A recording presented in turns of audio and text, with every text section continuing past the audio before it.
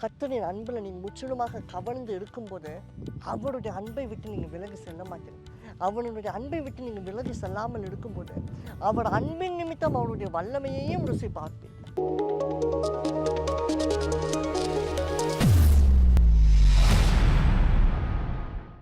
Hi friends, உங்கள் எல்லாரையும் பார்க்குறதுல எனக்கு ரொம்ப சந்தோஷம். லைஃப்பில் பேசிக் நீட்ஸ் அப்படின்னு சொல்லுவாங்க.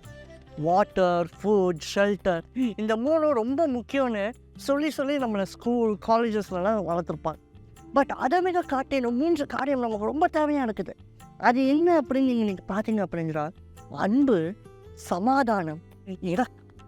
யூதா 1:2 ஜூட் சாப்டர் 1:2 நாம் பார்க்கிறோம், உங்களுக்கு அன்பும் சமாதானமும் இரக்கமும் பெருக கடவுது அப்படின்னு. இந்த 3ஐயும் நீங்கள் அடக்கி பார்த்தீங்க அப்படின்றால் பிரியமான தேவஜனமே, இந்த 3மே ஒரு நல்ல சமாதானத்தின் சந்தோஷமான வாழ்க்கைக்கு காரண கருத்தாகவும் வழிகாட்டதாகவும் இருக்கிறது. முதலாவது சமாதானம். சமாதானம் நமக்கு யாரிடத்திலிருந்து வரும்? நானே சமாதானத்தின் பிரபு, அவரே சமாதானத்தின் பிரபு, த பிரின்ஸ் ஆஃப் பீஸ். அவரிடத்திலிருந்து தான் உங்களுக்கு சமாதானம் வரும். இயேசு கிறிஸ்து மரித்த போது 12 சீஷர்கள் திகைத்து போய் நின்றார். அடுத்தது என்ன நடக்க போகுது?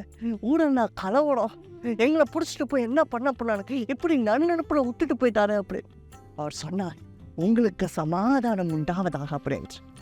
அந்த நிமிடமே ஒரு சமாதானம் பிரியமான தேவஜன் எதிர்காலத்தை பார்த்து அவர்கள் விதத்தில் சொன்னார், என்னென்ன நடக்க போகுது, எப்படி நான் போன மெருசலேமில் எவ்வளவு நான் காத்திருக்கணும், எல்லாவற்றையும் தெளிவாக சொன்னார்.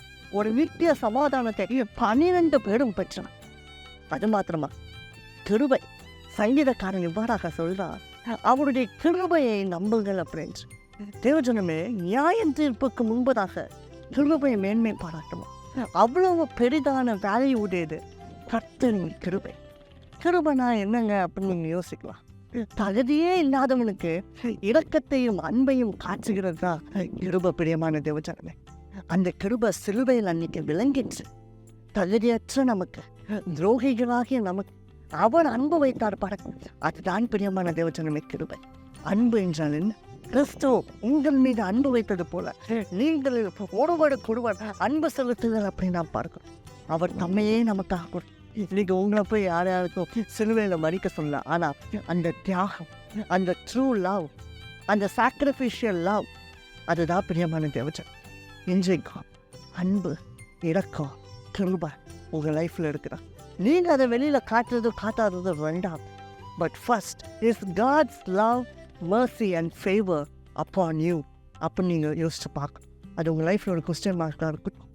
அவருடைய கிருபையும் அவருடைய இரக்கமும் அவருடைய அன்பும் உங்களோடு இருக்கும்போது உங்கள் வாழ்க்கை மென்மேலும் மென்மேலும் உயர்ந்து போகும். நீங்கள் காண்கிற இடமெல்லாம் மனிதர்கள் கண்களில் உங்களுக்கு இரக்கம் தர. கர்த்தரின் அன்பில் நீங்கள் முற்றிலுமாக கவர்ந்து இருக்கும்போது அவருடைய அன்பை விட்டு நீங்கள் விலகி செல்ல மாட்டீர்கள். அவனுடைய அன்பை விட்டு நீங்கள் விலகி செல்லாமல் இருக்கும்போது அவர் அன்பின் நிமித்தம் அவருடைய வல்லமையையும் ருசி பார்ப்பேன். நாம் செபிப்போமா? பரமதேவா, இரக்கம், கருபை, அன்பு, இதெல்லாம் உலகத்தில் நாங்கள் ஈஸியாக பார்க்க முடியாது. ஆனால் நித்தியமானது எல்லாம் உம்மிடத்தில் இருக்கிறது நாங்கள் வாசிக்கிறோமோ. அதே போல் நித்தியமான கிருபை, நித்தியமான அன்பு, வாய்மானம் இல்லாத அன்பு, வாய்மானம் இல்லாத காதல், பாசம் உங்களிடத்தில் வந்து நாங்கள் பெற்றுக்கொள்ள என் உதவி செய்யுமாப்பா. எங்களுக்கு காண்பியுமா. சமாதான பிரபுவே, இரக்கத்தின் ஐஸ்வர்யமே, எங்களுக்கு முன்பதாக நீர் செல்லும். இயேசுவின் நாமத்தின் நல்ல பிதாவே, ஆமென்.